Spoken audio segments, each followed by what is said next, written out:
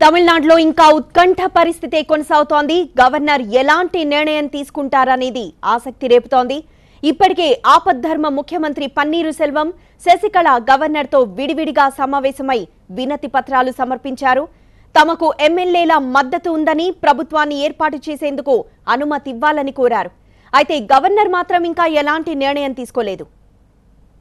మరోవైపు తన దగ్గరున్న ఎమ్మెల్యేలను కాపాడుకునేందుకు కొత్త ఎత్తుగడ వేశారు శశికళ. గోల్డెన్ బే రిసార్ట్ నుంచి ఎమ్మెల్యేలను మరో చోటికి తరలించేందుకు ఏర్పాట్లు చేస్తున్నట్లు తెలుస్తోంది. ఎమ్మెల్యేలు రిసార్ట్లో ఉన్న విషయం మీడియాకి తెలిసిపోవడంతో పాటు డీఎస్పీ అక్కడికి రావడంతో క్యాంపు మార్చేందుకు సిద్ధమైనట్లు సమాచారం.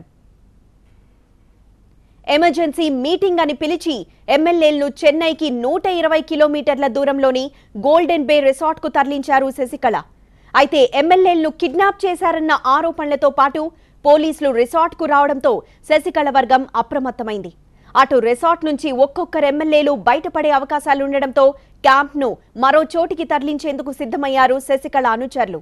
గోల్డెన్ బే రిసార్ట్కి ఈ పాటికే పోలీసులు చేరుకున్నారు. హైకోర్టు ఆదేశాల మేరకు అక్కడికి వెళ్లిన పోలీసులు క్యాంప్లో ఉన్న ఎమ్మెల్యేల వివరాలు సేకరిస్తున్నారు. మరోవైపు సాంకేతిక కారణాలు చూపి శశికళను పార్టీ నుంచి దూరం చేసే యోచనలో ఉంది పన్నీరు సెల్వం వర్గం.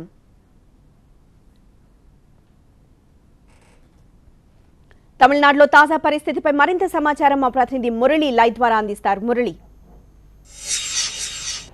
తమిళనాడులో రాజకీయ సంక్షోభం కొనసాగుతోంది. ఆ సంక్షోభానికి ఇప్పట్లో తెరపడే పరిస్థితులు ఏమాత్రం కనబడడం లేదు. గవర్నర్ విద్యాసాగర్ నేరుగా ఒక క్లారిటీ ఇవ్వనప్పటికీ జరుగుతున్నటువంటి పరిణామాలు చూస్తే మాత్రం ఖచ్చితంగా ప్రభుత్వ ఏర్పాటుకు సంబంధించి ఇంకా ఆలస్యం జరిగేటువంటి అవకాశం ఉంది. కోర్టు తీర్పు వచ్చే వరకు కూడా ఆయన ఖచ్చితంగా వేచి చూడాలనేటువంటి ఆలోచనలోనే ఉన్నారు. ఇప్పటికే కేంద్రానికి పంపినటువంటి నివేదికలో కూడా తన ఇదే అభిప్రాయాలు కూడా వెల్లడించినట్టు తెలుస్తుంది.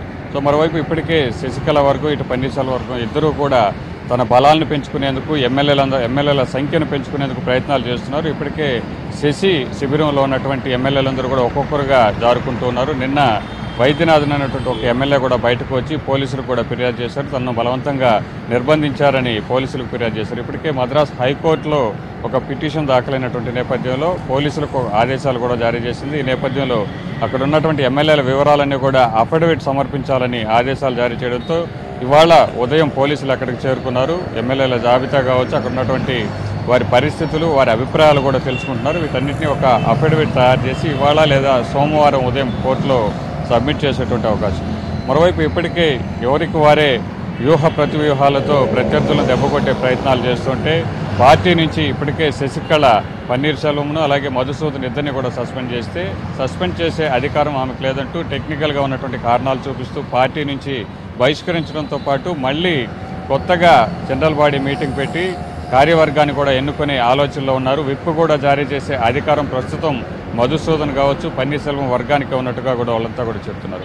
మరోవైపు ఇప్పటికే 130 మంది ఎమ్మెల్యేలు ఉన్నట్టు చెప్తున్నటువంటి శశికళ ఇటీవల కొంతమంది ఎమ్మెల్యేలు క్యాంపుకు దూరంగా ఉన్నారు. వారంతా కూడా రప్పించే ప్రయత్నం చేసినప్పటికీ అది సాధ్యం కావడం లేదు. దీంతో పక్క పార్టీల వైపు కూడా చూస్తున్నట్టుగా కూడా తెలుస్తుంది. నిన్న కాంగ్రెస్ నేత రాహుల్ గాంధీని కూడా అన్నాడీఎంకే నేతలు కలిశారు. తమకు మద్దతునివ్వాలన్నటువంటి కోరిన నేపథ్యంలో రాహుల్ గాంధీ కూడా ఇప్పటివరకు ఒక నిర్ణయం తీసుకోలేదు, వేచి చూద్దామనేటువంటి ఒక ధోరణిలో ఉన్నారు. సో మొత్తానికి శశికళను దెబ్బకొట్టే ప్రయత్నంలో ఇటు పన్నీర్సెల్వం ఎప్పటికప్పుడు ఎత్తులు వేస్తుంటే పన్నీర్సెల్వం వర్గాన్ని దెబ్బకొట్టేందుకు శశికళ కూడా వ్యూహాలు రచిస్తూ ఉన్నారు. గవర్నర్ నిర్ణయంపై ప్రస్తుతం జరుగుతున్నటువంటి ఈ పరిణామాలన్నిటికీ కూడా ఒక క్లారిటీ వస్తుందని అందరూ చూస్తుంటే కోర్టు తీర్పు తర్వాత దీనిపై ఒక స్పష్టమైనటువంటి ఒక పరిష్కారం దొరికేటువంటి పరిస్థితులు మనకు కనబడుతుంది.